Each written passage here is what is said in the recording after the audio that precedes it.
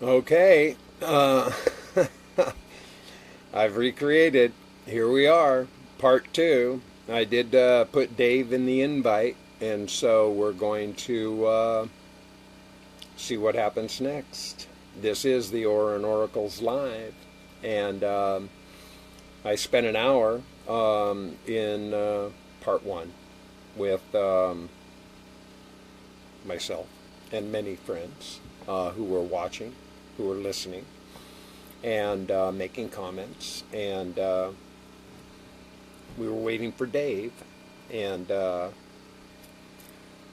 so I've recreated it all so that we can see what happens next. So, Dave, are you there? Maximilian and Michelle are here. And so, we're going to continue. This is part two of today's broadcast of the ORIN Oracles. And so,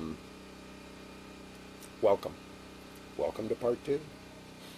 So, I'm going to wait for Dave, but in the meantime, I'll do a couple of commercials since we're at the top of the hour, commercial break time. Ha! Word from our sponsors.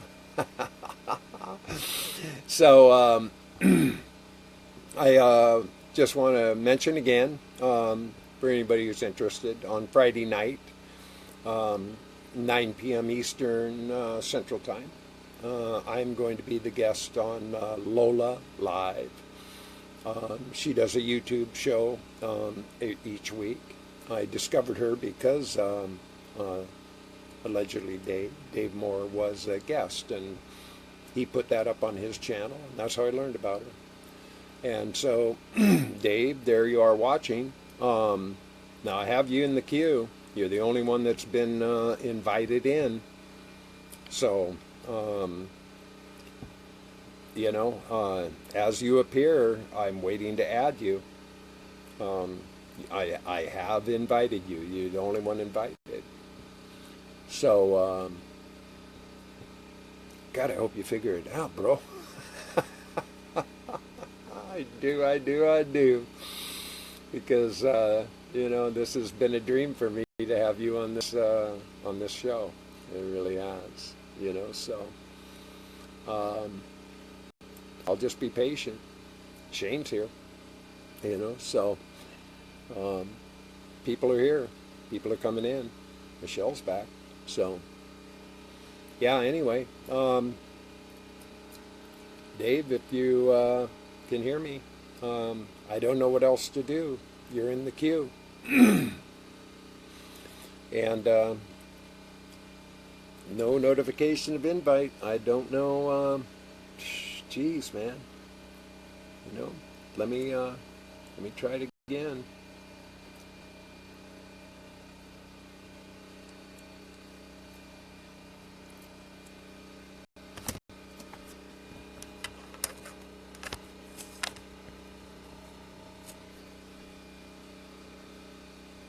Okay, I just hit the invite button again.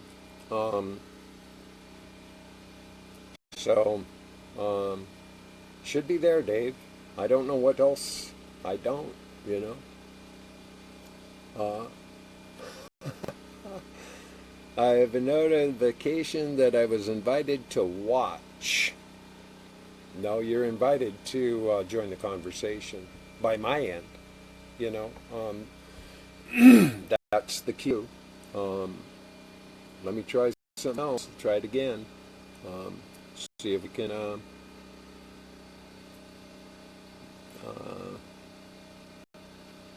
okay.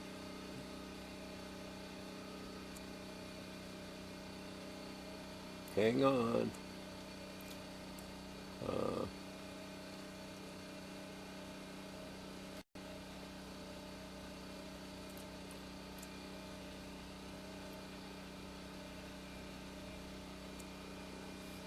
Okay. Ha! Bingo! I think we're finally there, man.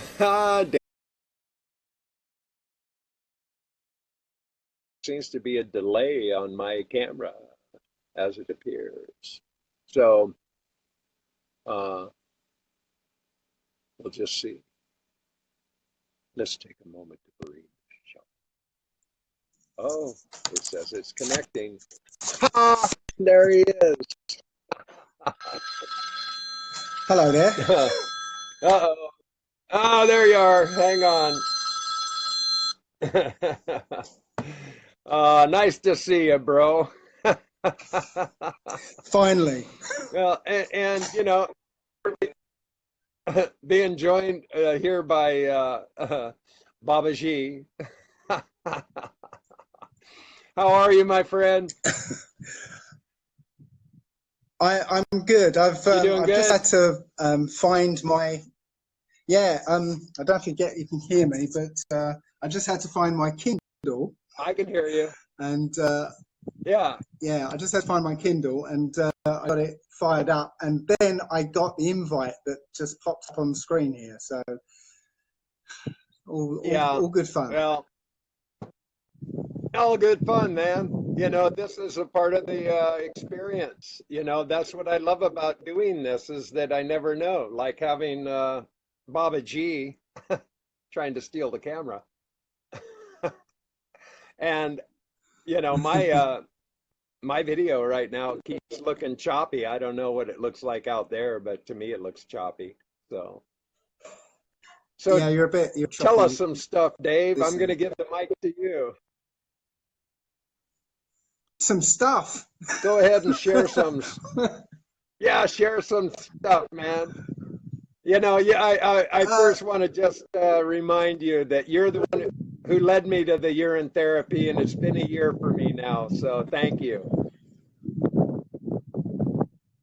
You're welcome. You're welcome. Cheers. It's been nearly 8 years for me, and it's been quite a roller coaster ride. So yeah, it's been brilliant.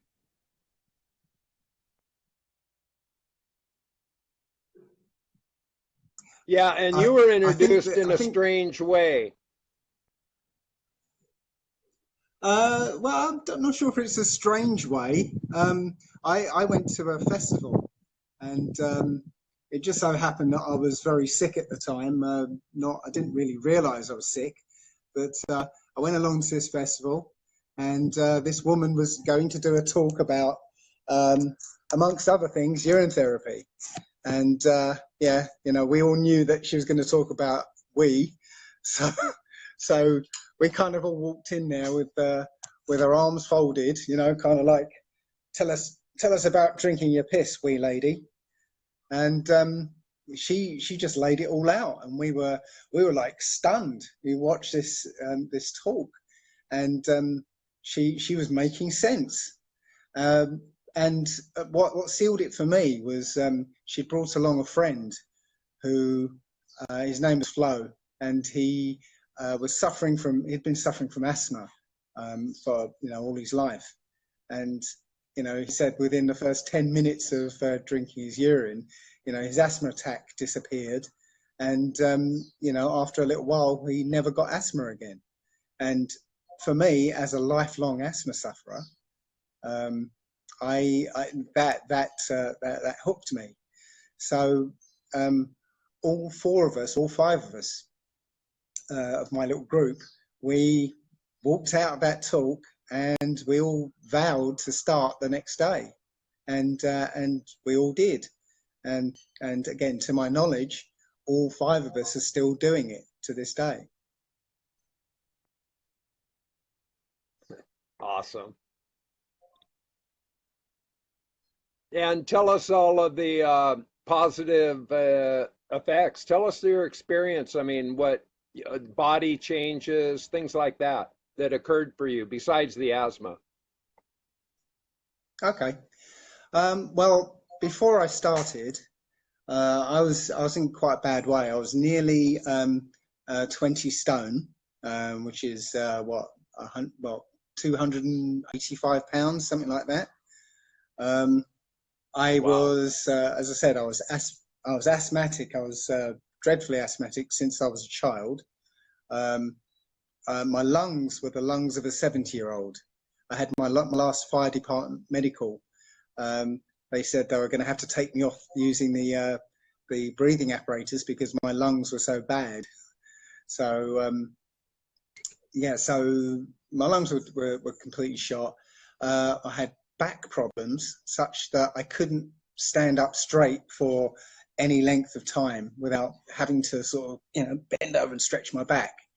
I couldn't raise my my arm above shoulder height because my shoulder joint was like, you know, crunching. It was you know, grinding against something. I had high blood pressure, seriously high blood pressure into the stroke region. I had high cholesterol. I had I had nerve damage on the side of my foot, and pain up the back of my leg from an Achilles tendon operation.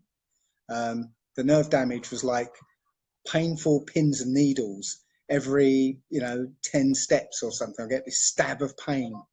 And the pain up the back of the leg was this kind of omnipresent dull ache that was it was quite painful, but it was this like dull ache that was there, that had been there for 4 years non-stop. Yeah, there was a couple of other things and I just can't remember them offhand, but yeah, that was pretty much as it was. And the weird thing was, at the time, I actually considered myself quite healthy.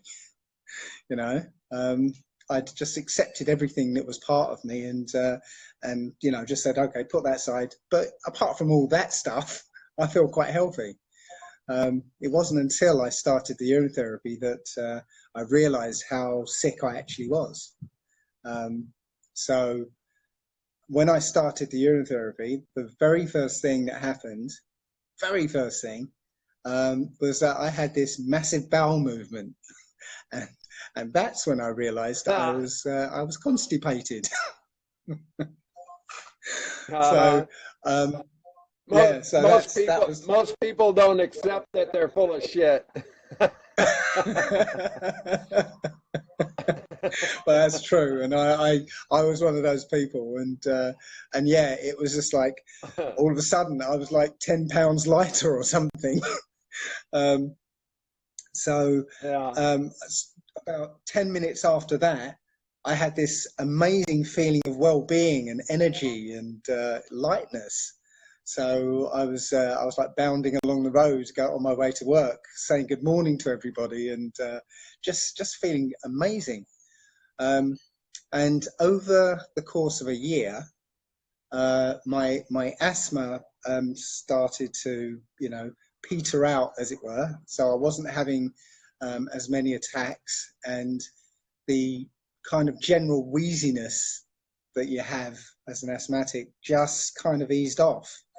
And it wasn't until I started the 30-day urine fast that everything dramatically changed. So things were changing, you know, on a nice sort of easy pace. But when I started the urine fast, everything just went into overdrive. I got 4 days into it, 4 days into the fast, and I was walking. I usually used to take a walk, you know, just an easy walk, maybe a couple of miles. And on this walk, I had this urge to run. Now, because of my asthma, I very rarely run. I used to play football, and my thing was I'd hang around the halfway line, and whenever the ball came anywhere near me, I'd do one run of 50 yards, make my attempt at scoring a goal, and that was me out for the next 10 minutes or so. So, but I'd never run usually. So this day I had this urge to run, and I ran for half a mile, you know, like flat out for half a mile. And I got to the end of it, and I was like, wow, I can still breathe. What's going on? And I'd realized my lungs had come back. you know, and to the point where I didn't have that, and asthma sufferers will know what I'm talking about, that even when you're feeling well, at the bottom of your breath is this wheeze and a rattle, and this crackling that's always there. Well, that had gone. I mean, completely. And then I noticed that the nerve damage was gone. I was like stamping my foot, and I couldn't get that painful pins and needles. And then I realised that the pain in the back of my had gone. Yeah, and this was only 4 days into the fast. As I got further into the fast, I realised that my weight was just dropping off, and I really hadn't noticed. It was only when my girlfriend at the time, I hadn't seen her for a week. She was away for a week. She came round and she was shocked. She said, "Where are you? Where's the rest of you?" It was just amazing. And I went in 7 belt notches in that 30 days. And I still have the belt, so I show it off to people where you can see all the lines down the belt. Yeah. And I ended up having I've seen the drill belt. 2 more holes. Yeah? Yeah, I've seen your belt. Yeah, okay. It is dramatic. Yeah. And so far, I mean, this is what is it? It's what nearly 7 years, 7 years on from that time. The weight hasn't come back on. I mean, I've put on some weight since then, but the weight stayed off because I wasn't trying to lose the weight. I wasn't making an effort to lose weight. It just naturally sort of disappeared from me. And I'm still roughly at my ideal weight 7 years later on. And I'm not trying. Yeah. It's just that the urine therapy has changed my appetite. It's dealt with all my addictions, including my terrible chocolate addiction. Nowadays, I don't have chocolate at all, which is incredible for me because I used to really love it. So yeah, I mean, I'm not saying I'm a saint. Every now and again, I will have a bit of chocolate, and I've still got a bit of a weakness for chips, as in English proper chips. French fries. No, not French fries. They're those skinny, horrible things. No, proper lumpy chip things. Yeah. So I still have a little weakness for them. But yeah, all the addictions have gone, really. Yeah. Well, yeah, I can relate to the breathing thing because I had COPD. I had one of those steroidal puppers, and I had that same wheeze. I mean, when I'd lay in bed at night, I would, you could just hear, the stress, in the breathing. And that all too. I mean, everything that ever ailed me. Now I corrected all of that in my urine therapy. Now I still, to be realistic, I have had degenerative disc disease for a good portion of my life. That was the source of my most chronic pain.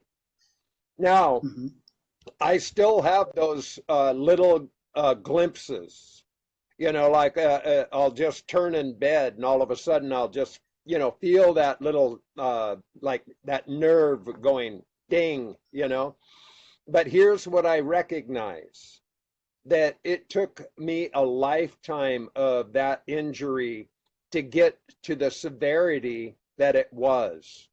And it is healing. I know it's healing.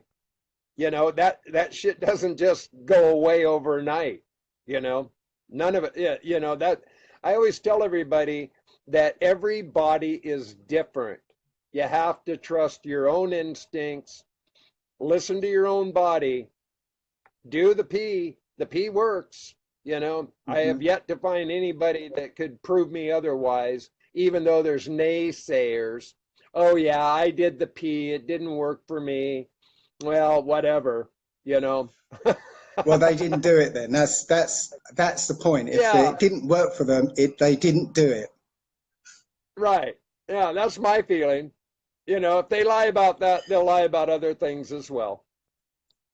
Yeah. Well, I'm not even saying about lying. I'm saying that, some people hear what we're saying and they think, well, okay, well, I'll take a little teaspoonful of it, or I'll take a sip and do that a few days, and oh no, well, the thing that I've been suffering from for 20 years hasn't gone away because I've had 3 sips of wee, so it must not work. Right, Most of the right, time when people right. say to me Yeah, that, oh, it's not worked for me, I said, well, I'll say, what are you doing? And it turns out they're not actually doing urine therapy. They're sort of, pretending to do it, as it were. you know. yeah. Now, a comment that just came up, which you might want to talk about, from Ozan, says, Dave, we're waiting for your new language research video. Hope to watch it soon. Got any comment on that? Right. Yeah. Well, my son has been sort of pushing me on that one as well. Yeah, I've literally got.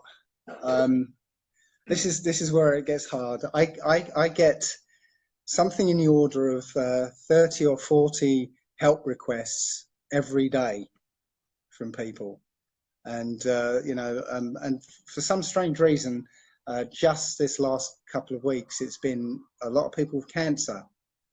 So I've got a stack of things I have to do, including that video. I've got a video about the truth behind Jesus to do. And I've got 2 more other videos I've got to do. They're all in the works. I've got a talk to write. Well, now I've got 2 talks to write.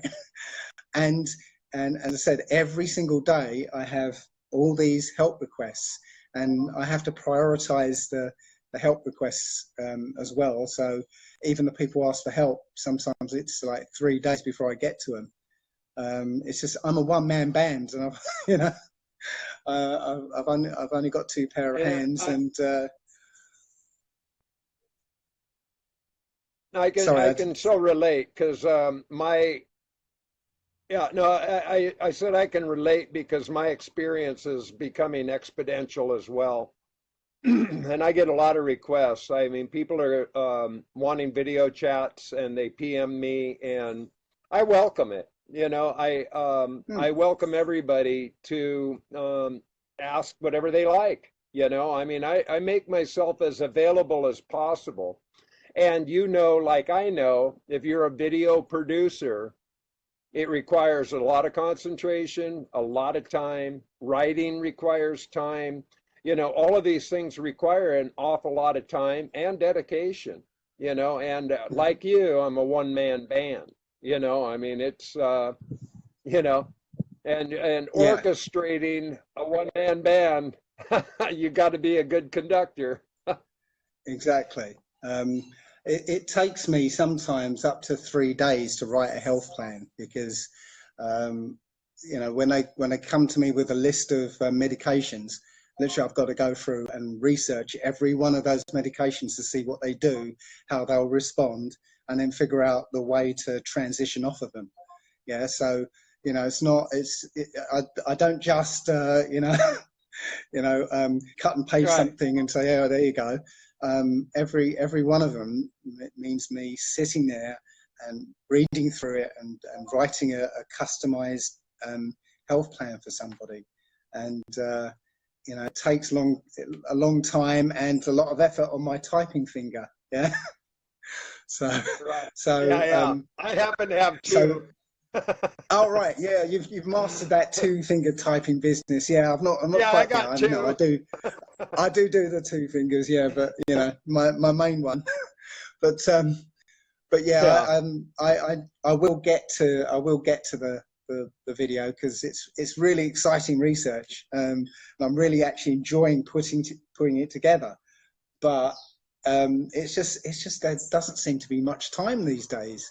You know, I get started on something and then it's nighttime and but where did the day go? You know, so yeah, I'm sorry guys, I'll get to it as soon as I can. Yeah.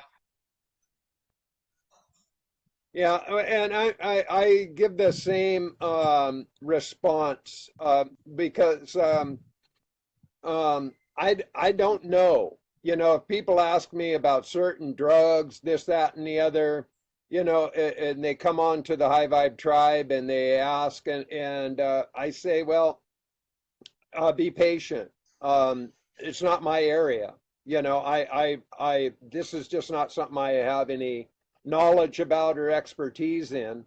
And so I don't want to lead people astray. You know, there's so many people in the urine universe that have these kind of knowledges. Not another person that is extremely thorough, like yourself, is Monica Shute, aka Changa Charanga.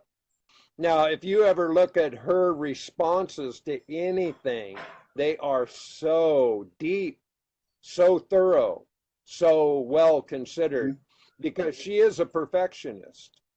And people go, where's she been lately? Well, I know that she is finishing her book, and being the perfectionist she is, she takes a lot of time to you know, make sure that what she is producing is complete.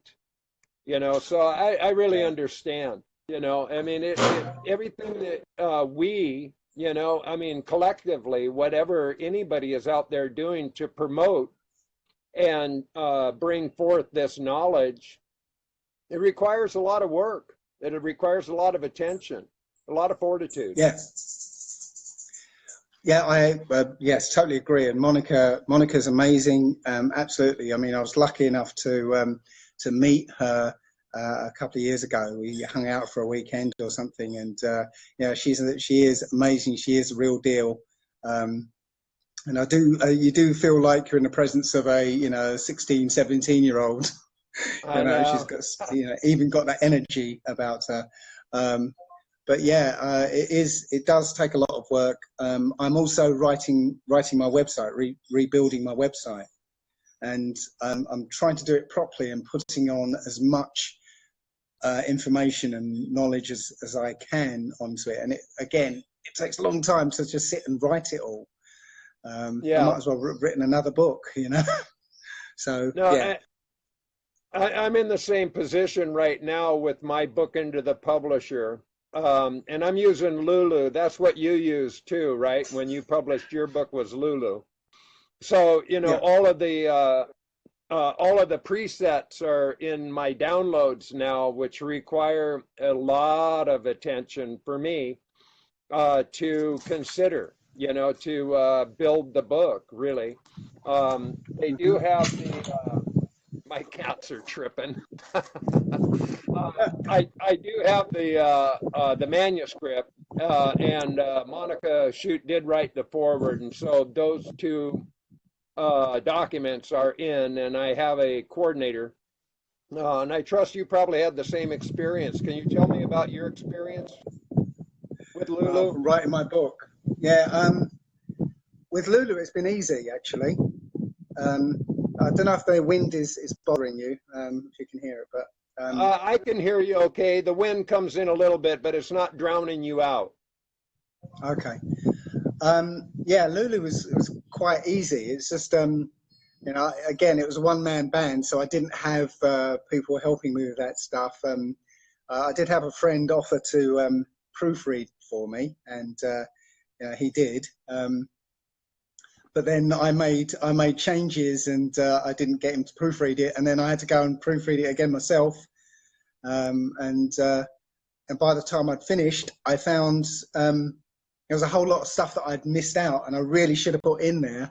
So I had to do a second edition, and that was a pain in itself.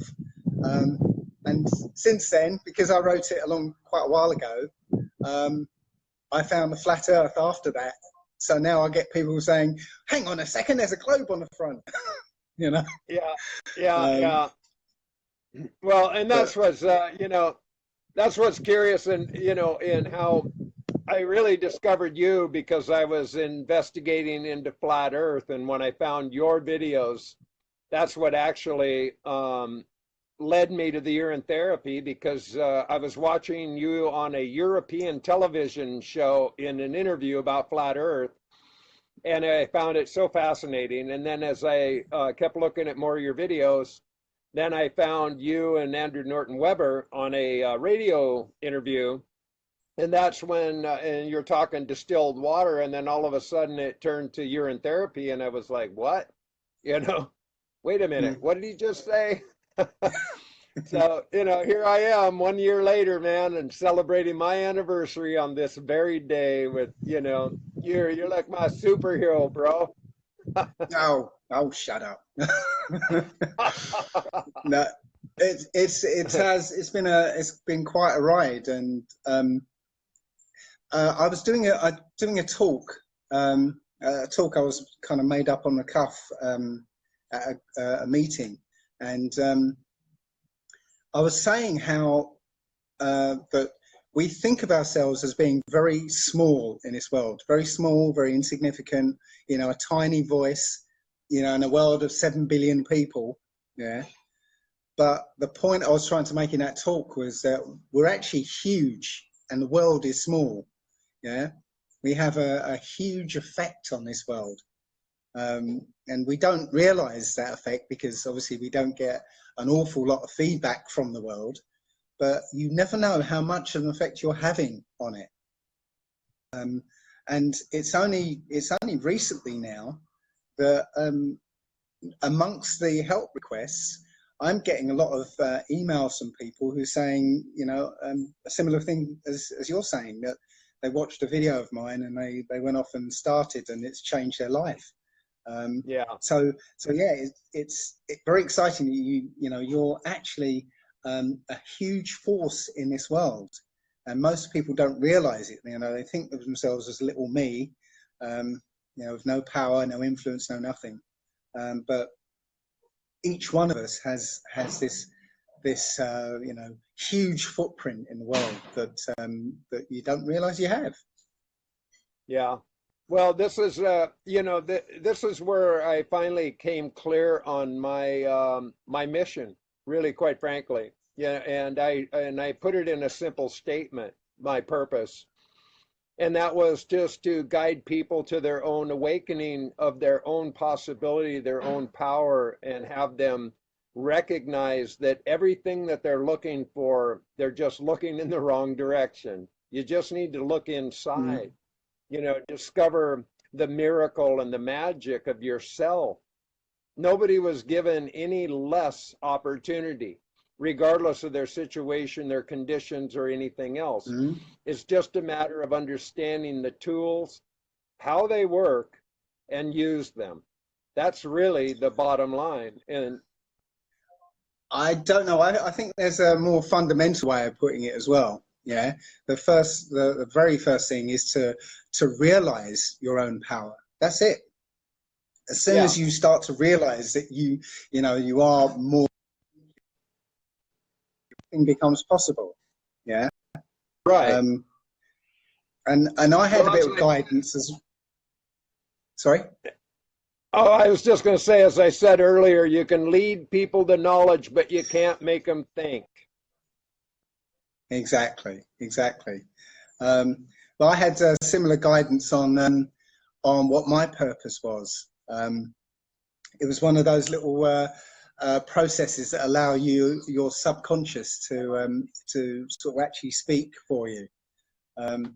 So somebody guided me through this process, and it was kind of like meditation type sort of thing, where I essentially asked this imaginary person in my mind, I started asking them questions, and I asked them what my purpose was.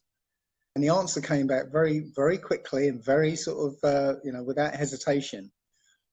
And it was to help and inspire by just being you. Simple as that. Yeah. And I think my subconscious was jipping me, because I think that's everybody's purpose. That's everybody's. That's the same purpose that everybody has. Yeah. And yeah, I thought totally after agree. that, I thought to myself, well, I can do that. I can be me. I know how to do that. So Yeah, that's it. I've just been me. yeah. Yeah, and I celebrate you for that. I honor you for that because that's what appealed to me from the very beginning of watching your videos and listening to you is your calmness, your natural state, you know, your intelligence, because you're quite an explorer, you know, with research that you do and interests you have. You know, it's fascinating to me, you know, how diverse your intelligence is and how much dedication you have to your own awakening, your own awareness, and things that interest you. I think that that is the gift. It's totally Well, beautiful. again, I don't think I'm anything special, to be honest. I think what is special, and I'll backtrack a second. I'll give you an example from the story of my son, actually. He was an Xbox addict, okay? So every waking moment, and he was, I think he was, this time he was about 11, yeah? Every waking moment he'd be on the Xbox. If he wasn't on it, he'd be thinking about it, you know, all his friends were on there, and literally, you know, his mind was in Xbox mode. And then it broke. Actually, the first time it broke, he actually figured out how to repair it. He took it apart and started soldering stuff, and he repaired it, which I thought was amazing anyway. But the second time it broke, it was irreparable, and I refused to get him another one. And after about 2 weeks or so of withdrawal symptoms, he actually discovered he had an interest in music. Just, you know, he became aware of himself and realized that he is interested in music.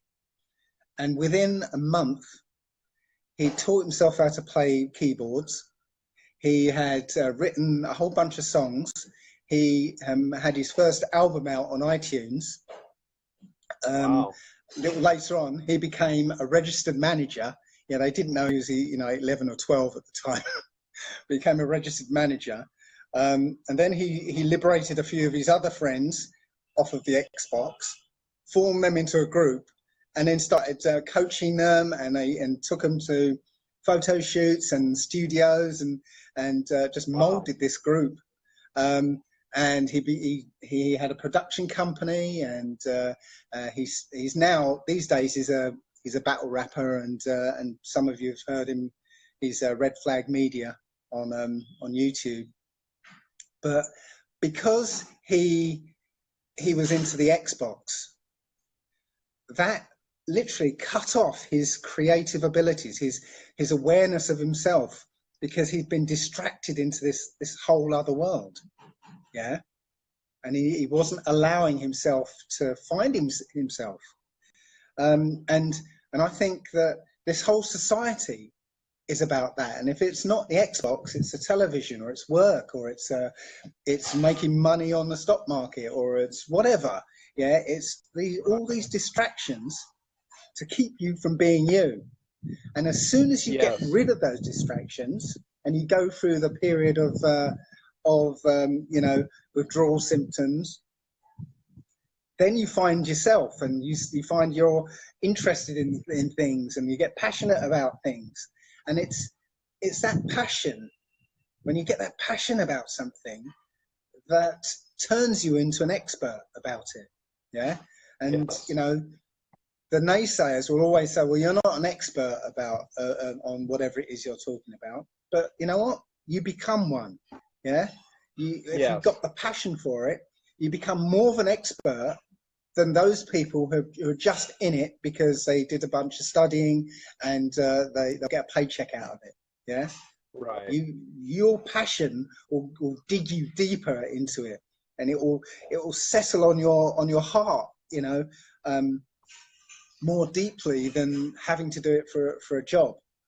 Um, and Right. and and it's been borne out, because at school I couldn't remember a damn thing. The only thing I remember from school was 1066.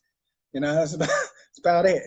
But I have got so much information about all this stuff I've been studying that I can just like instantly recall. It's incredible. I couldn't do that at school. And I think the only Right. difference is the passion. Right. Well, I experienced that myself. I failed in school completely. I mean, I had to do summer school every year just to, fake my way into the next level, which, was equally as boring as the last level. But, when I really found my passion, which initially was culinary arts, I excelled, and I was a 4-point student in the cooking school, and then broadcasting school, film school. I was an excelled student because I was passionate about it, and it does make a difference because most people don't realize how subdued they are in the indoctrination process. You're Hmm. just being forced to memorize a bunch of facts of things that are really insignificant, and they don't teach anything in creative thinking. They don't teach anything in finding your real source or discovering your passion. I mean, the things that are really valuable, are completely ignored on purpose, by design, Hmm. you know. So, it Yeah, takes a lot for any individual to wake up, and realize that they are unlimited, that their potential yeah, is just extraordinary. Now, yes. I've been Uh, rereading a book that I've been rereading this book that was made, oh God, back in the 90s, I think, called The Artist's Way. And, the whole exercise, it's a workshop book. And the whole exercise is to get your blocks out of the way, which are ourselves, and we keep looking outside, because the people that are making us crazy, the distractions, the job, the husband, the wife, the kids, the dog, the this, the that, they're just ways that we ignore, what's really burning inside us. And if we don't, do something to bring that little dwindling, dim flame into a brighter light, we're just going to end up totally frustrated, angry, fearful, and dislodged from mhm. our potential. Yeah, exactly, exactly. There was a conversation on Facebook that I kind of joined in.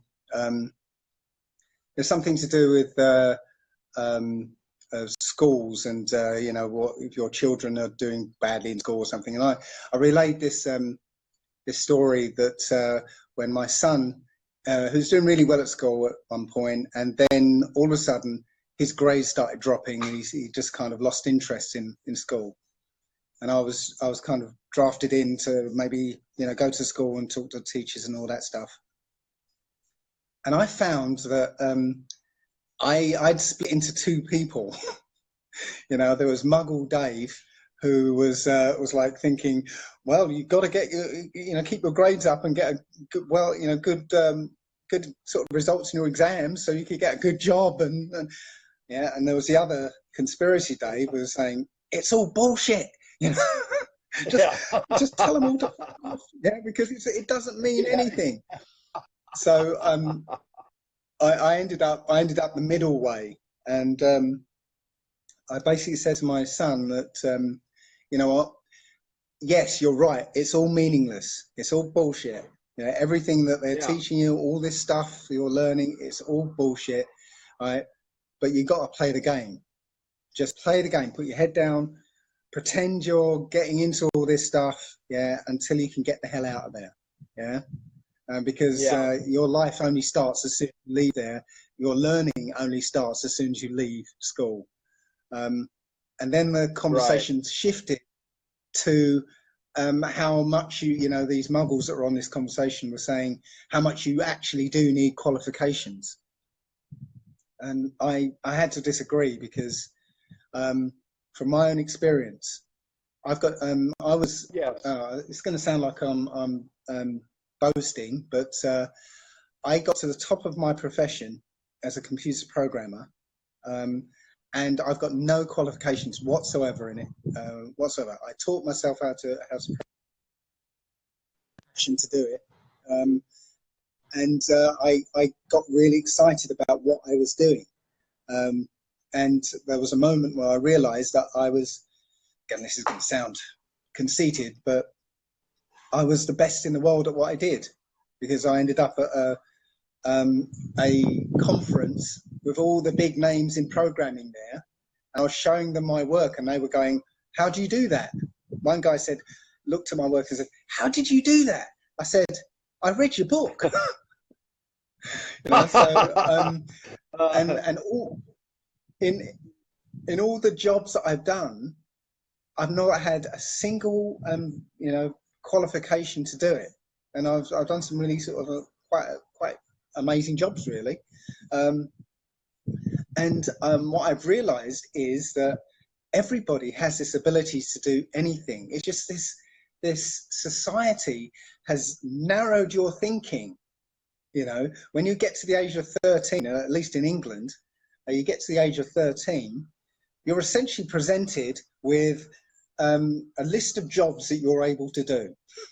Yeah, it's called your options. Yeah, they say you've got to choose your options. Yeah. Which subjects are you going to be studying for the next few years? Yeah, which then determines what sort of jobs you're going to be able to do. Yeah, so they give you this narrow list of jobs and say, okay, choose which job you're going to do for the rest of your life. Yeah, and people go ahead and do it, not realizing that that list is infinite, and you're just being shown a tiny subset that they think you're allowed to do. But that list is infinite, and all it takes for you to become an expert is your passion. I actually had the same experience, because by the time I was in my sophomore year, 10th grade,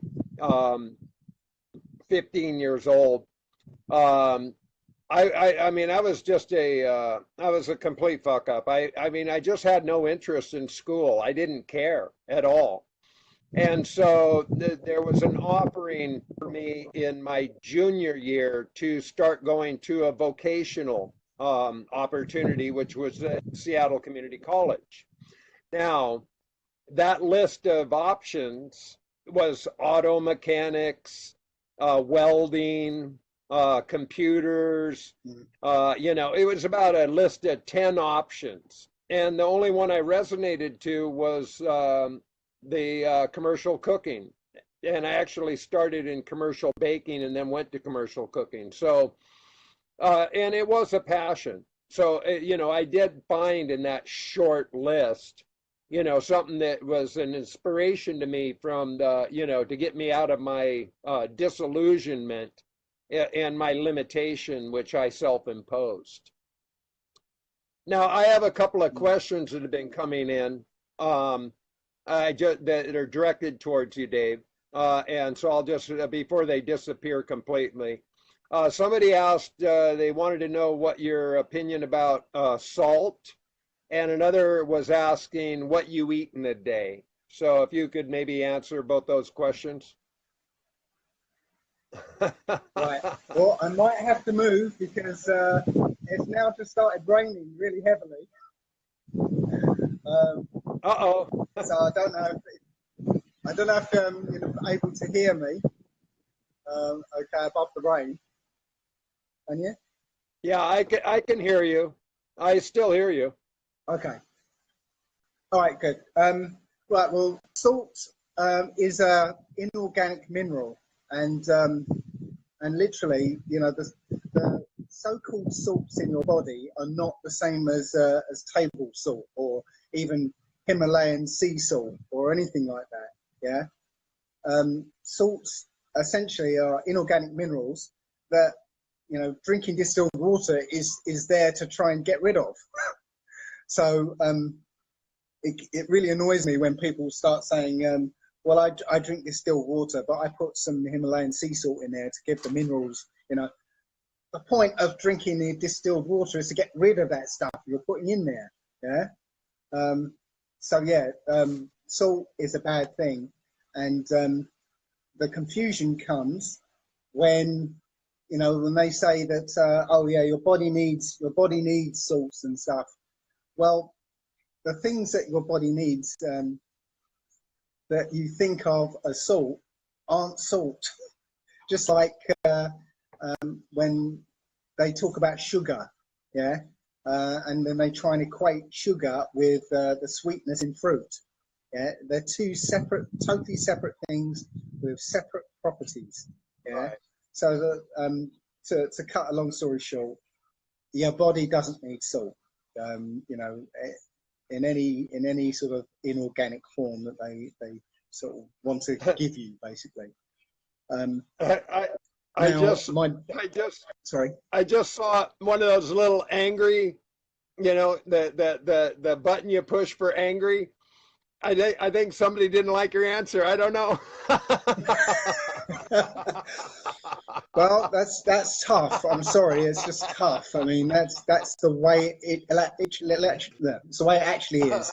Yeah, these inorganic minerals are the cause of a whole heap of problems in the body, and Yes. and just like everything else, it's not going to affect you straight away. You know, you're not going to eat something really salty and then have arthritis next day. Yeah, that way Right. you can actually correlate it. No, what happens is you have it, nothing happens. You have it again, nothing happens. You have it for a year, nothing happens. But 5, 10, 15 years down the line, you've got arthritis and you go, well, where did I get that from?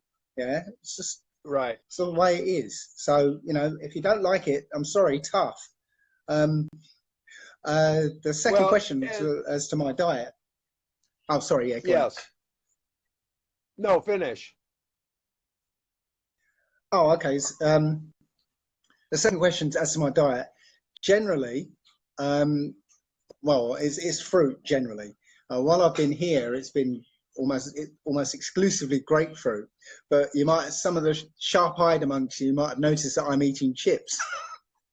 My mum just came along to feed my chip addiction and gave me a little plate of chips. But that's a rare occurrence. I've had it. I say it rare here. It's maybe once a week, maybe once every 2 weeks or something. When I'm back in England, it's even rarer. But generally, my diet is fruit and nuts, and pretty much that's it. And I have the odd, you know, dalliance into chips and I don't know, lentil chips. I've had a couple of, you know, but it's mainly fruit. And that's what I advise people anyway, to stick with mainly fruit and the occasional light leafy green salad. That's it. Yeah. And you know, my predominance myself is fruit, but since I've been here in you know, experiencing like really, I mean, some extreme cold and all that, you know, there's times that I just seek the comfort of cooked food, you know, so I make rice and beans or things like that, you know, and so, you know, my general response to people regarding diet is trust your own Mm. body, trust your experience. Yeah. You know, like what you were saying, that you kind of found your happy medium in weight. I mean, I did the same thing. I mean, my highest weight was 246 pounds. My lowest weight when I was on my 14-day fast, I went down to 144 pounds. Now, you know, it wasn't all overnight, but that's a 102-pound difference from the top to the bottom. And now my body is Mm. leveled up and I'm right around 165, which feels perfectly natural for me. It feels like my ideal weight. And so I always tell people, hey, it's not as important about what you eat, it's what's eating you, because the body will store that Mm-hmm. stress always. You know, I mean, and that's unconditional.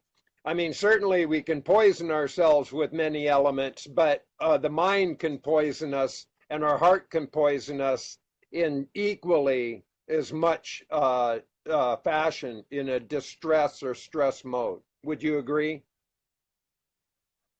Absolutely. I mean, I keep saying to people that the mind overrides everything. Yeah. It doesn't matter if you start doing urine therapy if you don't believe it's going to work for you. Yeah. Right. It's called the Yeah. nocebo effect. Yeah. If you believe you're going to die in 3 months, yeah, well, you know, if you really believe it, then your body's going to find some way of making it happen. Right. So, it's actually, you know, when I wrote my book, um, basically urine therapy is just one part of the process that I found.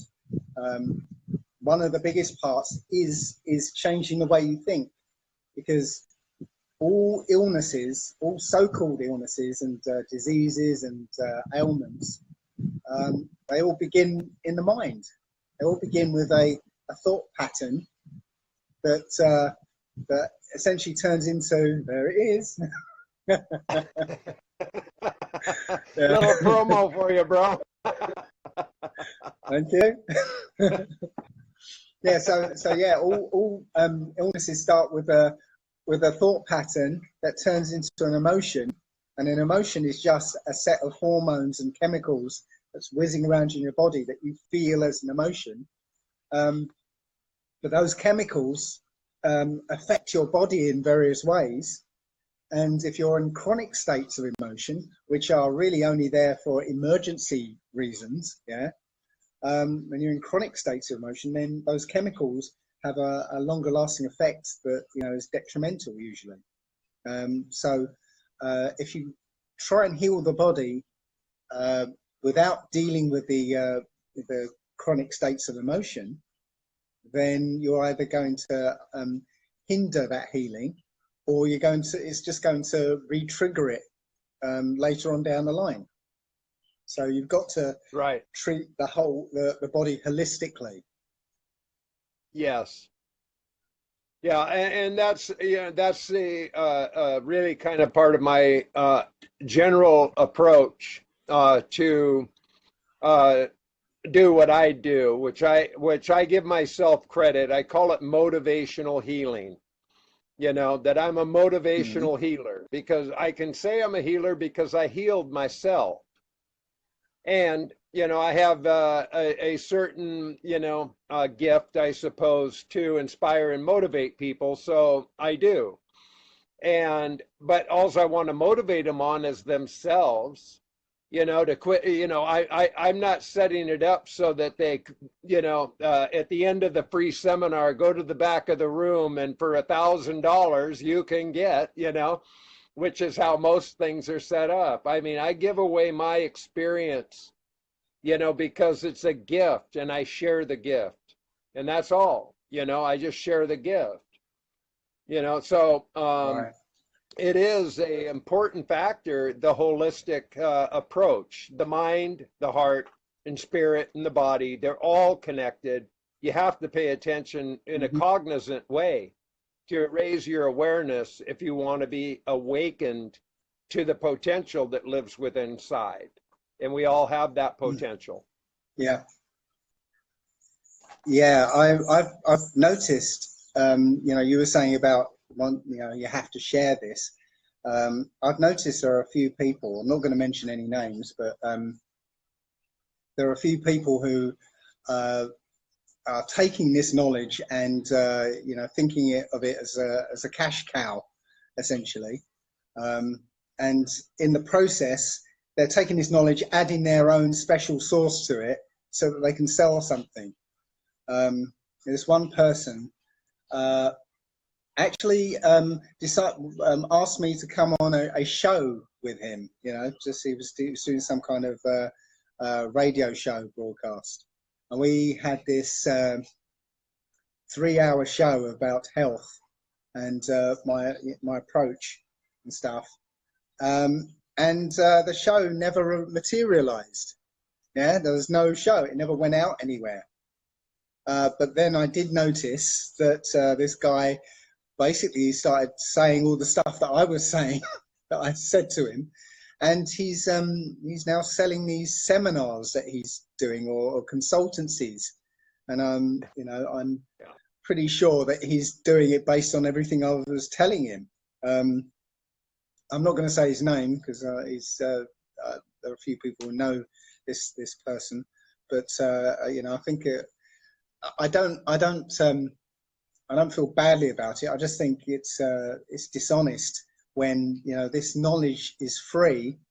You know, it's knowledge of self more than anything, and for Yes. somebody to try and to sell knowledge of self is Yeah. you know, I No, think it's I totally dishonest. agree. No, and that's you know, in the earlier part one of this two-part series, you know, I made mention of that. You know, is that it's all the gift. You know, I mean, and I'm putting my book up, but that's, you know, just like you. I mean, hey, it costs to make the book, and you know that there's work involved in that, and it's not, you know, I'm not making any big deal about it. It's just, you know, an effort to share my artistry, which poetry is, and I accept that. And so, Hmm. yeah, I totally agree. I mean, that there's so many modalities that all require, whether they're services or products, that require an investment, and P doesn't. P is free, and that's why I really Right. like it, and it works for me. Now, you know, Well, we have a question here about healing broken bones with urine therapy. okay. Yeah, Hmm. I mean, I could give an answer to that, but you go ahead, please. All right. I will answer something you just said as well. My book is out there. Yeah, it's and you know, you have to buy it, obviously. But at the same time, I've put out at least one video specifically, which gives all the information that's pretty much in the book. It's called the Human Body Workshop. You know, go to it. It's like 2 hours long, and it basically lays out everything that I say in the book. There's more detail in the book, but if you don't want to go and buy a book, I'm telling you, you know, there it is. Go and Yeah, watch the video. And beyond that, if somebody wants specific information, they can just call me and I'll talk to them, tell them right, me everything too. they need to know. Yeah, So me too. it does, you know, if they don't want to, if you don't want to buy the book, then you know, but there again, that's this, you know, it does support me a bit, you know, the book, but I don't get an awful lot of money from it. You know, it's Lulu that takes a big wedge, and everybody else who comes in and takes most of it. So you only get a little bit from it. So, but Yeah, there you go. So, uh, healing broken bones. Well, first of all, you don't need a hospital or anything to do that. People have been setting bones, you know, forever. It's not a hard chore, really. It's just putting the bone back in its place and immobilizing it. But what you can add to that is urine therapy. You add a urine pack to that process, which is covering a rag or a dressing with urine, placing it around the reset bone, yeah, and keeping it sort of immobile, keeping it moist with urine, and keeping it warm, and that's it. It will heal in no time, whereas it will take a few weeks. It might take you know, a week and a half, maybe 2 weeks, maybe three. I don't know, but it will take a lot less than, you know, going to the hospital, having a cast put on it, which means your arm suddenly turns like super weak, and yeah, yeah. so yeah, Well, it's an easy process. and I had a personal experience with this, and this is long before urine therapy. And as it turned out, now I didn't realize it at the time, um, that I thought I had just sprained my ankle. And so I had this one of those Velcro kind of, you know, slip-on boots, you know, that you can then tighten it Hmm. up with a Velcro. They're kind of a like a temporary casting, so to speak. And so I just proceeded with my life. I mean, I was doing a lot of construction. I just kept working, and you know, but the it wasn't going away, and so I had Mm. no insurance and I really had no money, but I had an artist friend whose husband was a doctor, and he agreed to x-ray me. And this was about 3 weeks, 4 weeks in. And so I went to his clinic after he closed, and he went in and x-rayed me. And what I had learned is that, yes, I had broken it, but what I was doing was healing it. And I was doing everything correctly to heal it naturally. And so, I had a direct experience with that.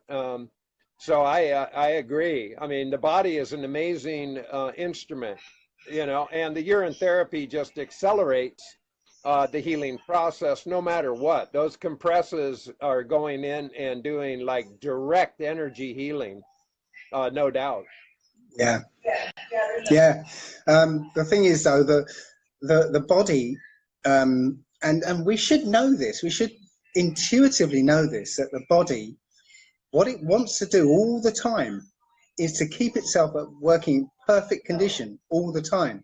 Yeah, we know that if we cut ourselves, the first thing it does is heal itself over. Yeah, if you break a bone, it will automatically, even if you don't do anything, yeah, it will reorient itself and then heal back into place. Yeah, if Right. you cut a part of your finger off, it will regrow. Yeah, and Yes. I'm convinced that if you cut an entire limb off, yeah, it will regrow. Um, but this is what the body does. It's just that we've been brainwashed into believing that the body is this imperfect, unevolved, yeah, machine that cannot do anything without medical intervention, which is way, way, way far from the truth. Yeah, it's just a medical intervention that is actually hindering Yes. the body from doing its job. Yeah. Angelia, hi there. She says, has anyone asked about Ormus? There's some Ormus for you, darling. My collector.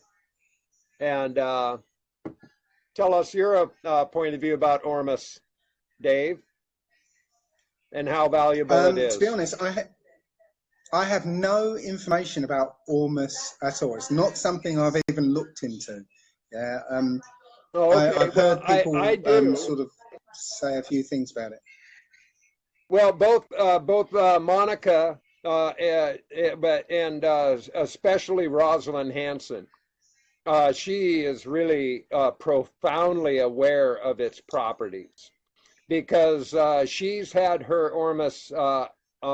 She works with a analyst in Australia, and she's had that analyzed several times, and she's proven their true alchemy, that there's gold in there, along with a lot of other metals, but gold and Mm. silver and other properties from the periodic table are in our urine. That's why we can honestly call it the golden elixir, because it truly is. Mm-hmm. It's Well, quite that amazing. that kind of goes with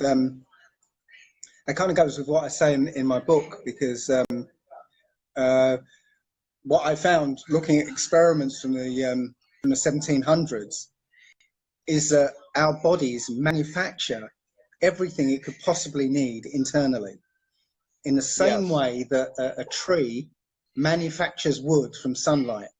Yeah. yes, What the tree is doing is condensing sunlight into, like slowing it down at a particular frequency of wood, and creates wood. Yeah, we're doing exactly the same. Our bodies condense sunlight into whatever frequency it needs, frequency of substance that it needs. So yes, it can produce yes, gold, it can produce silver, it can produce magnesium and calcium and all those other things, and it doesn't need food or supplements to supply it. right. Well, it's photosynthesis, in its simplest Yes. term. Now, and yeah, and it thank you, was sorry, Lisa. and it Somebody was has asked proved. me, yes, you know, I mean, in man's higher consciousness, and he doesn't even talk about urine therapy, Hilton Hotemas. No, Urine isn't even a part of his conversation, you know. But wow. there's a brilliant read, you know. I mean, that's a brilliant read on what you can understand, you know. And you're the one who led me to that book, you know. You led me to a lot of the knowledge I have. I commend you for that. I mean, different books that I have went ahead and bought were because of I hearing you mention them, and I was, oh, what about that? What about that? And so, yeah, I made quite a collection of books to expand my knowledge, you know, and I keep them and That's I great. reread them. I've read your book. I've read your book at least 6 times, 7 times, easily. Oh, You know, just to wow. Okay. refresh. Just well, and I find it entertaining, you know, as well. You know, I mean, if the title alone doesn't capture you, you know, something's wrong with you. You know. I'm glad to Yeah, hear it. Thank you very much. yeah, you're welcome. So, yeah, Oh, you were so, saying about Lisa. what's that? You were saying about Lisa had a question or something. Oh, yeah, she was asking about the Orimus, but somebody put it right up, orimusalchemy.com. You know, she can go find that information, you know, rather than go back into it now. But it is Okay. I'll just show it again. This is the residual that comes out of your urine, you know, and if when you age urine, you can see it. It settles right into the bottom of the container. You can see what it is. You know, it's the true alchemy. Is Rosalind calls it the alchemist stone. That you can when you dry it out and rinse it with fresh urine, and she learned this through Rama. That you rinse it 3 times with fresh urine and then let it at that point dry, and then it crystallizes and it becomes an actual like an alchemy. And you can that's what she sends in for the analytics, and you know that is like that's amazing shit right there. You What know, I mean what when can you you see do it with it though? graphically. Well, you can form it actually, like the sorcerer's stone. You know, the mythical alchemy. Mm. You know, of turning lead into gold. All those things. Once you put this into perspective with urine, it makes complete sense. It just makes complete sense. It's not something out there. It's something in here. Well, that's quite funny, My really, because battery's running low. I got if to plug my phone in. Hang on. I don't want to okay, lose anything. Yeah, we're good. all right, I got all my right. thing plugged Well, in. I'll just handhold it. okay. The funny thing was that before I found urine therapy, I found a book called the Book of Aquarius, and it was about how to make the Philosopher's Stone. Yeah. Um, and the very first thing it said was that you use urine, you use human urine, and and you kind of distill it down, and you keep distilling it over and over again, and then you eventually make this magical stone with magical properties. Um, and that was before I found urine therapy. So I went out and I actually bought all the equipment to actually start making this stuff. But as soon as I got the equipment together, that's when I found urine therapy, and that's when I started to realise that what the Book of Aquarius was actually describing was the process of looping. And we were the experiment. We were the Right. producers of the Philosopher's Stone. Oh, hang on. Oh, sorry, somebody's actually calling me on my. Oh, yeah, sorry, I'm gonna have to stop this. Yeah, okay. No Yeah, worries. so yes, it was. That's actually somebody who wants some help, and yeah, calls all the time. Yeah, I'm expecting other calls as well to come in.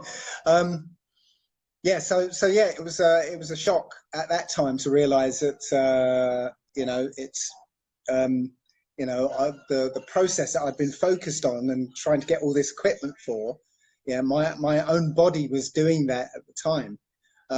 Yeah. But once I realised that, I long life, that was one of the magical properties of the stone. Well, I thought, well, that's what urine therapy is doing for me. It's giving me longer life. Yes. So it doesn't surprise me. This ormus is essentially the philosopher's stone. Yes. Well, and here's the thing: is that, you know, throughout history, you know, including you know, Bible and whatever. I mean, the information about urine is hidden in plain sight. There's metaphorics and parables and riddles and, you know, ideas that are there for us to be aware, you know, and understand Mm-hmm. that, you know, that we have everything we need. Yeah, everything has been shown to us if we actually see through the veil, because so much of it Yeah, is deception and misinformation. You know, we're being led away from the true source of our natural, healthy being in order to support bad food, bad water, bad chemicals, bad drugs, you know, the whole nine yards. It's by design. And unless we wake up, we're going to fall right into that pit, you know. And, you know, yeah, that's why I trust what you're doing, what I'm doing, what so many are doing, you know, is just opening the window, opening the blinds, you know, taking people into a new understanding, a higher dimension of what is literally hiding within you, waiting, screaming at you to be let out.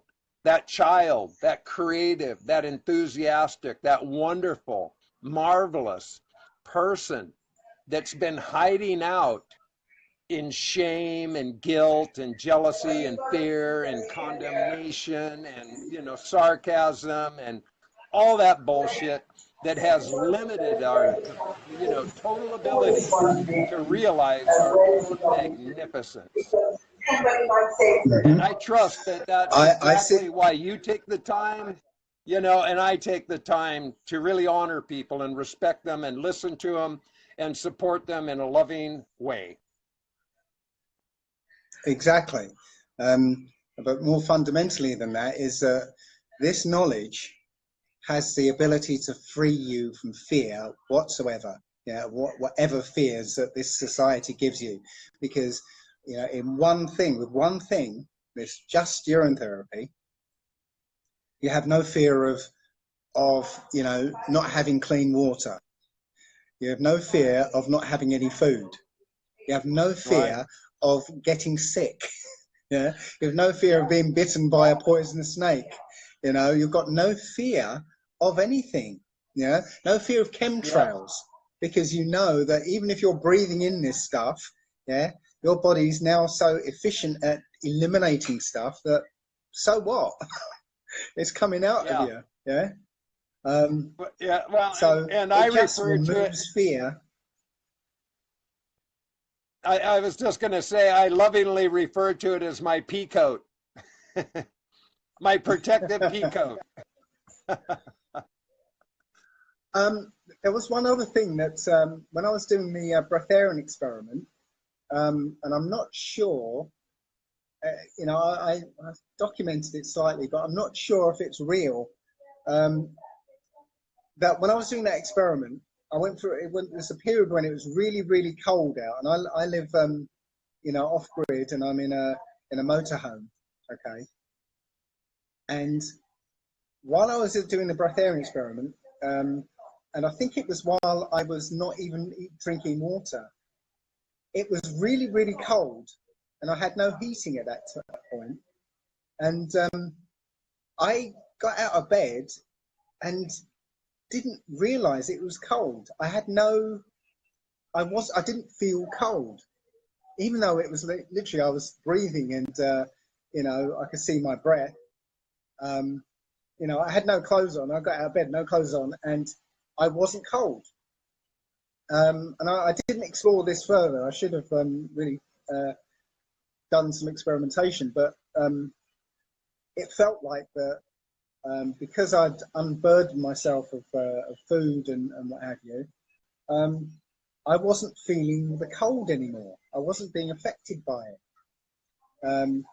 So I was just thinking that would be one more amazing property that we have about ourselves that we could unlock with urine therapy. You know, unlock by removing ourselves from this society and its poisons. Yeah. Yes. So then you don't even have to have shelter. Yeah. Well, and I mentioned in the earlier portion in part one, you know, about the EMFs and the microwaves, the chemtrails. They're all working in unison, and there's a deliberate intent to poison us on multiple levels. And you know, that's why I want to be as obvious and present and accountable with this knowledge as I can every moment in every way, because it is a protective shield. It is a protective peacoat. And, you know, the more you raise your frequency and understand that you are naturally protected if you understand how to use the protection that you're given. And we will be the ones standing. I was just going to say that you just reminded me something of when you said EMF. I did back in 2012. I did a radio show about cancer, and I was basically laying out what I'd found out about cancer at that point, and it was the work of 3 doctors. Okay, there was a Dr. John Beard who discovered that cancer cells are identical to what they call trophoblastic cells, which are the cells that start forming the womb wall when a woman gets pregnant. Yeah, so these cells like multiply crazily to quickly form the womb wall, and cancer cells are identical to those cells, according to John Beard. Right? There was a doctor called Dr. Otto Warburg, who won the Nobel Prize for medicine in 1931 because he discovered that cancer is actually a natural defense system, a healing system for when there was low oxygen in the body. Okay, and that when your body is acidic, it stops your cells from uptaking oxygen. So your cells start to die, essentially, start to suffocate. And cancer is essentially a last ditch attempt to keep the body alive, you know, that's suffocating. And so there was that, and then there was a Dr. Ernst T. Krebs who discovered that estrogen plays a part in this. When you injure yourself, the body responds by pumping large amounts of estrogen to the site of the injury, and that somehow in cancer patients, somehow when that estrogen comes into contact with stem cells, certain stem cells, then those stem cells are triggered somehow into turning into those trophoblastic cells, and then that's cancer, right? And in that talk, I go on to talk about Dr. Bruce Lipton. I don't know, I can't remember how I connected it in, but I start talking about Dr. Bruce Lipton, and I played in that talk a section of his one of his talks, The Biology of Belief. And it was just recently that I don't know, something led me to listen to it again. And I listened to it again. I got to Dr. Bruce Lipton's part, And I actually listened to what he was saying. And what came out of that was that the missing piece of the puzzle on how cancer worked, right? Dr. Bruce Lipton actually just said it. And I must have missed it all those years ago. So what he said was that under this electromagnetic radiation that we're all under, when you get stressed, the moment you get stressed, that electromagnetic radiation starts altering hormones, especially estrogen. So when you put all that together, what the process you get is that the food corporations and society in general that's managed by these elite have forced us into eating a completely acidic diet, which lays the foundation for cancer. Yeah? You have to have an acidic body chemistry to get cancer. Yeah, so everybody has the precursor to cancer on the standard diet. Yeah, everyone has the precursor for cancer. Okay. Yeah. But it's only if you injure yourself in some way. So if you smoke, you're injuring your lungs. If you drink heavily, you're injuring your kidneys. If you whatever injury you get, the body pumps lots of estrogen to that site to help repair, what the damage is. But if you're stressed and you're in an electromagnetic bath, yeah, all of a sudden that estrogen triggers the stem cells into turning into cancer. So it's like a 4-part biological weapon, so that you can't blame anyone, because all the parts are disparate, and it seems to be random, because you have to have all 4 parts in play before you get it. So it's an amazing biological weapon, and it was deliberately engineered that way. So now, if you realize that all you need to do, I'm not going to say that there's a cure for cancer, because that would mean I would come under the 1939 Cancer Act, and I could be imprisoned. Yeah, because I will not tell you. I cannot tell you that there is a cure for cancer. I won't tell you. No, there is not. No, I can't say that. Right. But if you did something about your acidic body, yeah, then the precursor for cancer, can't happen, because and the way you change that is just by having an alkaline diet. Yeah, eventually, if you switch to an alkaline diet, then your body becomes alkaline rather than acidic. And the other thing is stress. Get rid of that television. That television is a stress inducer. That's most of what it does. Stop watching or stop reading newspapers. Stop stressing yourself over these artificial things in your life. Yeah, because when you step back from it, you realize that all these stresses are artificial. Yeah, to do with things in the construct that have no real, relation to the real world. So, and the EMF thing is difficult to get out of. But again, if you're not stressed in this EMF bath that we're in, then it's not going to affect you. Yeah, because as Bruce Lipton says, it only affects you if you're stressed, and those hormones, then can be altered by the EMF. So, eliminate stress as much as possible from your life, and it cannot take hold of you. Right. Well, when you mentioned the acidic, no, you're making perfect sense. And as you were making your references to the acidic and alkaline experience in the body. Now, I was totally acidic, totally. Heavy drinker. Lots of juice.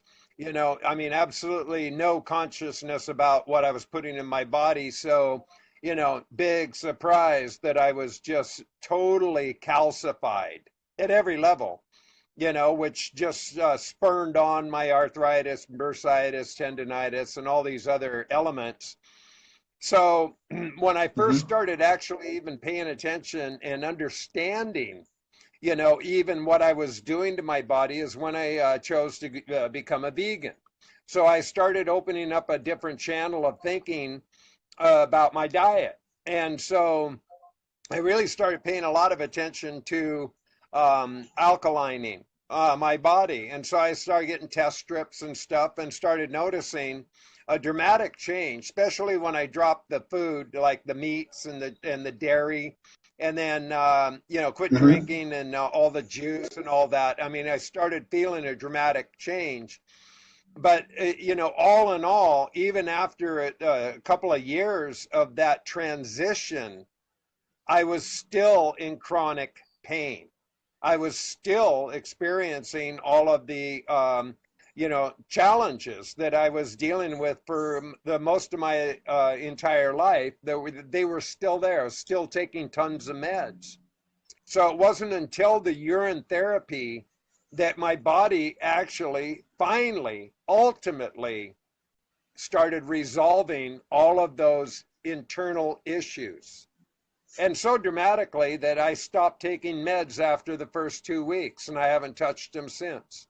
Just haven't Mm. touched them. It just disappeared.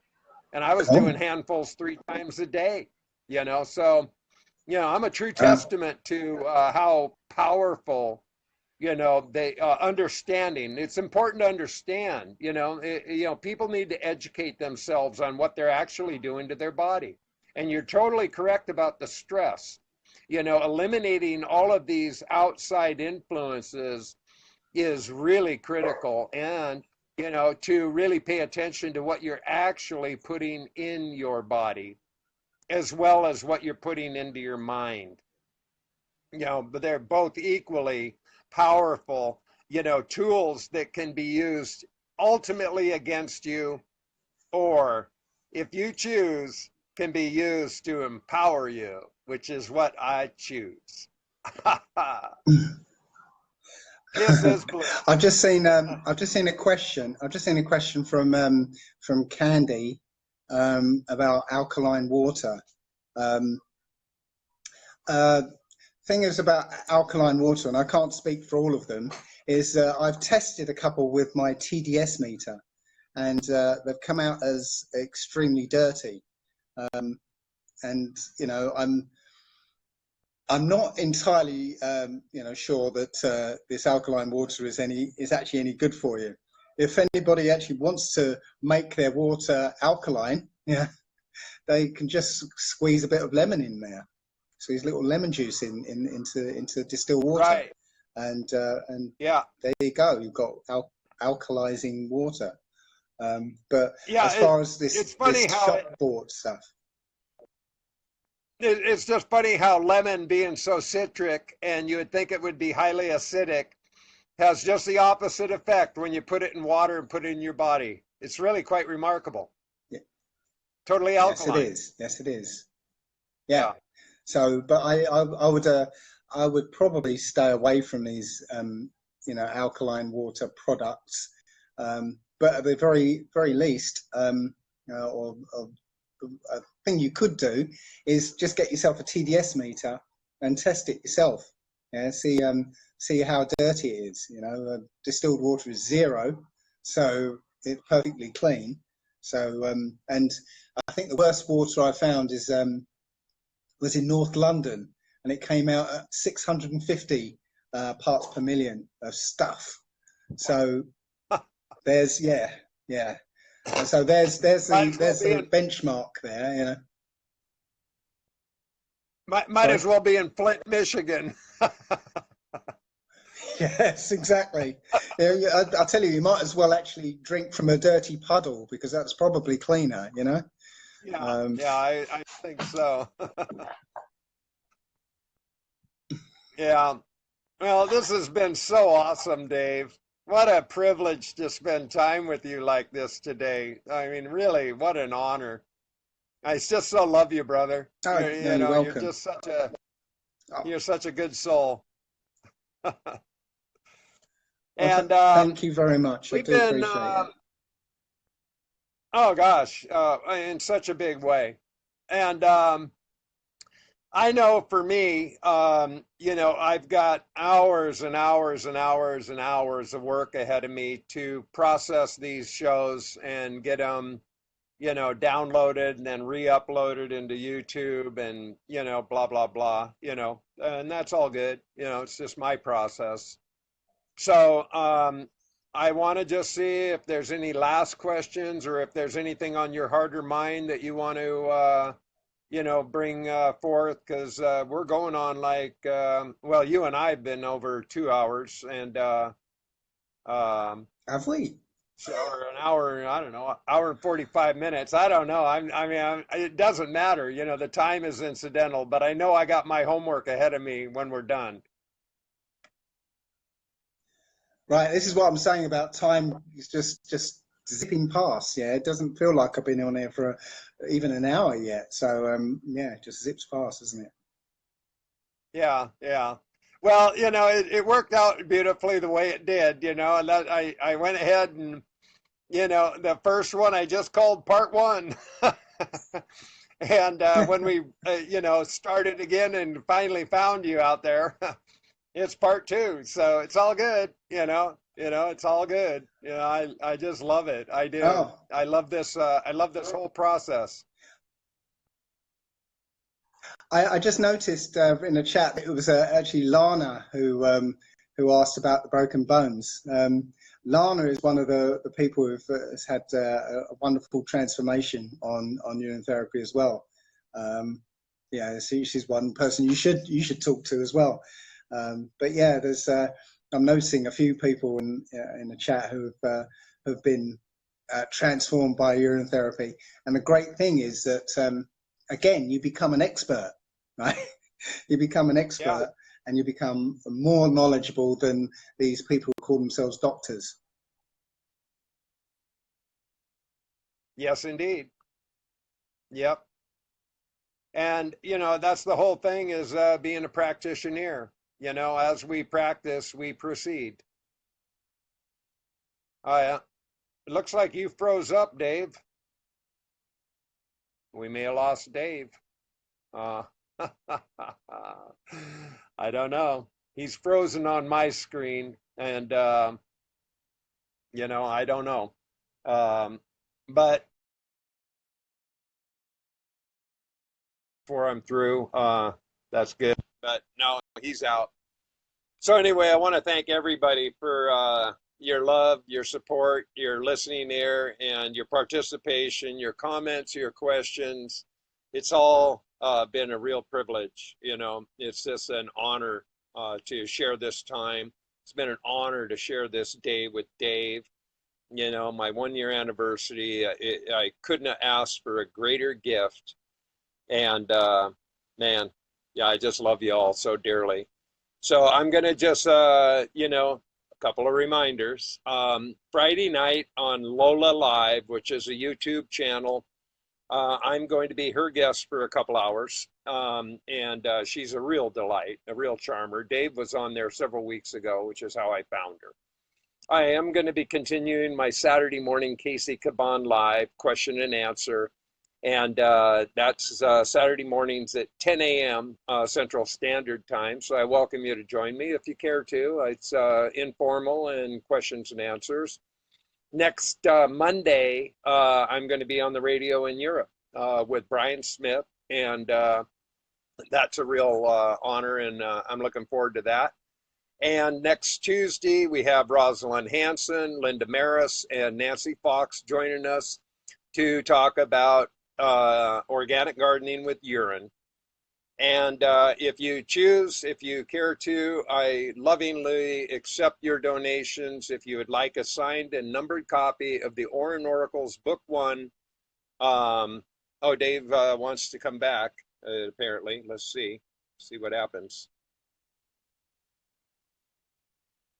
Yep, we're going to add him back in. And so, yeah, if you go to paypal.me/Weedu, $25 donation will get you a guaranteed signed and numbered copy, and you will be included in the acknowledgments in the book as well, with love. So Dave's coming back. He disappeared there for a minute, but I'm sure he has closing comments. So we're going to wait patiently as he gets uploaded back in. So if you want to hang with us still here for another moment or two, I'd like to have Dave have his closing comments as well. And I think I've covered everything from my end. He is connecting now. So let's give Dave a moment, and we'll let him have the floor to conclude this broadcast today. Yeah. So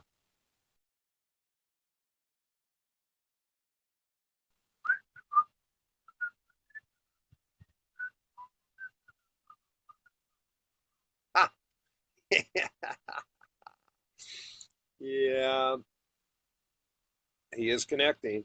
That's what my prompter says, that he is connecting. So he is down in St. Lucia in the Caribbean. So you may have noticed that there's a bit of a delay in, him and I hearing each other in the conversation. And I think we handled it pretty well, without walking all over each other. So, I had to learn that one the hard way with my broadcast with Doc Precise, because we had such a poor connection. We couldn't really, the delay was really long. And so we were walking all over each other in that broadcast, but we managed to make it work one way or the other. So it still says Dave's connecting. So I'm going to give it another few moments and see what happens here.